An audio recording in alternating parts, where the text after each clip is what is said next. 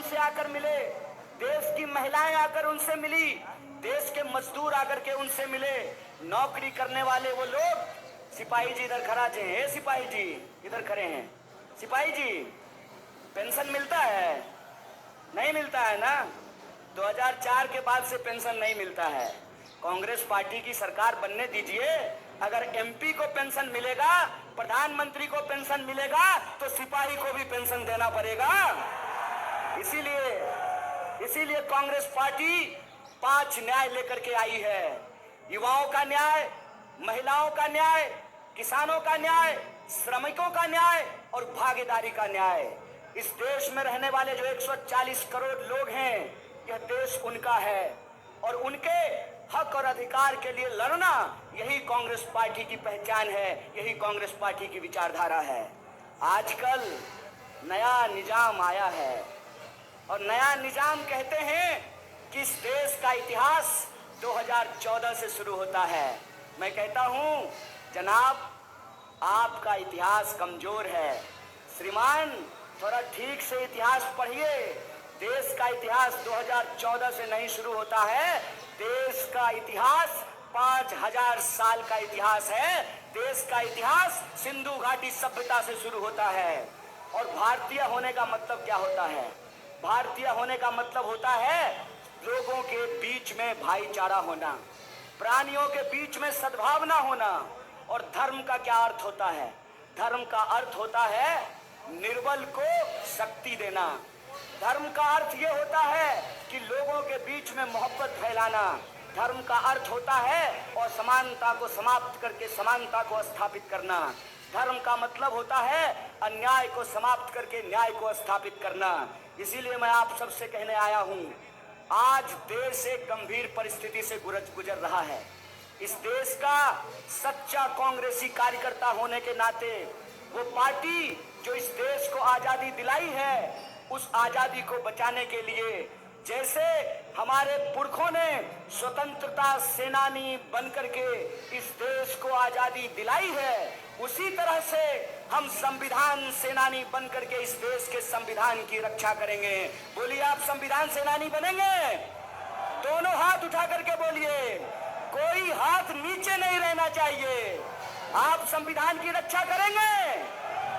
आप संविधान की रक्षा करेंगे तो संविधान के ऊपर हमला करने वाली इस पार्टी को हम कहना चाहते हैं, भाजपा को हम कहना चाहते हैं, अभी तो आप 10 साल के लिए शासन में आए हैं और 10 साल शासन में आकर के आपका ये मंसूबा बन गया है कि आप इस देश के संविधान को बदलना चाहते हैं।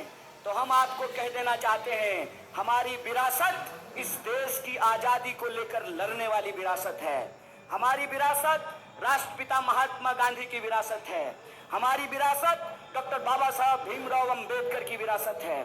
हमारी विरासत शहीद आजम भगत सिंह की विरासत है। और उसी विरासत पर चलते हुए कांग्रेस पार्टी ने इस देश की एकता और अखंडता को बना करके रखा। कांग्रेस पार्टी ने इस देश के लोगों को बराबरी का अधिकार दिया। बताइए, अगर संविधान नहीं होता, अगर संविधान की ताकत नहीं होती, तो क्या इस देश में हेलीकॉप्टर पर उड़ने वाला और जूता सिलने वाला का वोट बराबर होता क्या? यह संविधान की ताकत है। इस संविधान की रक्षा करना है हमको। इसीलिए हम आप सबसे ये आग्रह करने के लिए आए हैं। ये लाख कोशिश कर लें, ये लाख गुमराह करने की कोशिश करें, ये लाख आपको चाय की दुकान में, ट्रेनों में, बसों में, दफ्तरों में, व्हाट्सएप ग्रुप पर, शादी में, ब्याह में, लगन में आपको अपमानित करने की कोशिश करें, सीना ठोक करके कहिए कि हम बापू के सिपाही हैं, हमने हंसते हंसते गोली खाई है, इस देश को बचाने के लिए आखिरी सांस तक संघर्ष करेंगे। यह बात आपको पूरे गर्व से कहना चाहिए, पूरे अभिमान से कहना चाहिए। इसीलिए आप तमाम कार्यकर्ताओं से मैं कहने के लिए आया हूं, गंभीर समय है, लेकिन कांग्रेस पार्टी इस देश की सबसे बड़ी विपक्षी पार्टी है। जब ये कहते हैं कांग्रेस मुक्त भारत, इसका मतलब ये है कि इस देश की विपक्ष को समाप्त करके ये देश में तानाशाही थोपना चाहते हैं।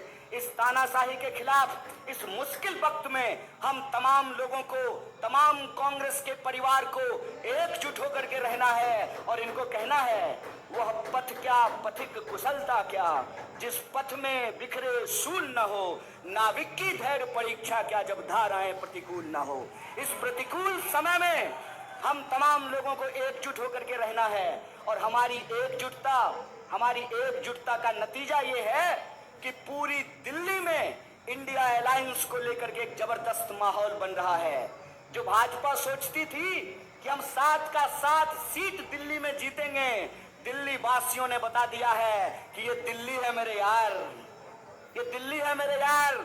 इस दिल्ली को जब जिसने भी कब्जा करने की कोशिश किया है वो नाकाम हुए हैं। यही दिल्ली का इतिहास है। इसीलिए मैं आप दिल्ली वासियों से ये कहने के लिए आया हूं, ऐ दिल्ली वासियों, ऐ दिल्ली की हमारे आदरणीय बुजुर्गों, हमारी माताओं और बहनों, नौजवान दोस्तों, दुकानदारी करने वाले, बिजनेस करने वाले, नौकरी करने वाले, मैं दिल्ली के एक एक बासिंदे से ये कहने के लिए आया हूं कि भाजपा पिछले 25 साल से दिल्ली को अपमानित कर रही है।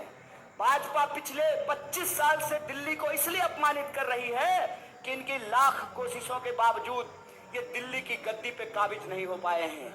आज जब मैं उत्तर पूर्वी दिल्ली में जाता हूं, लोगों से बात करता हूं, तो लोग हमको बताते हैं एचकेएल भगत जी के बारे में, लोग हमको बताते हैं शीला जी के बारे में, लोग हमको बताते हैं जेपी अग्रवाल जी के बारे में। तो हम अपने दिल्ली के एक एक कार्यकर्ता को कहना चाहते हैं, मजबूती से इंडिया अलायंस के साथ खड़े रहिए। दिल्ली का माहौल बदल रहा है। इस बार दिल्ली न्याय के लिए लड़ेगी। बोलिए, दिल्ली न्याय के लिए लड़ेगी, 5 न्याय और 25 गारंटी के लिए लड़ेगी। तो लड़ेगी दिल्ली न्याय के लिए और जीतेगी दिल्ली, ये भरोसा मैं आप सबको दिलाने के लिए आया हूं। सो आप तमाम कार्यकर्ता चुनाव के आखिरी दिन तक एकजुट रहिए और जब तक मतदान नहीं हो जाता है तब तक सचेत रहिए, सजग रहिए, एकजुट रहिए। ये गुमराह करने की कोशिश करेंगे, लड़ाने की कोशिश करेंगे, लेकिन लड़ना नहीं है, एकजुट रहना है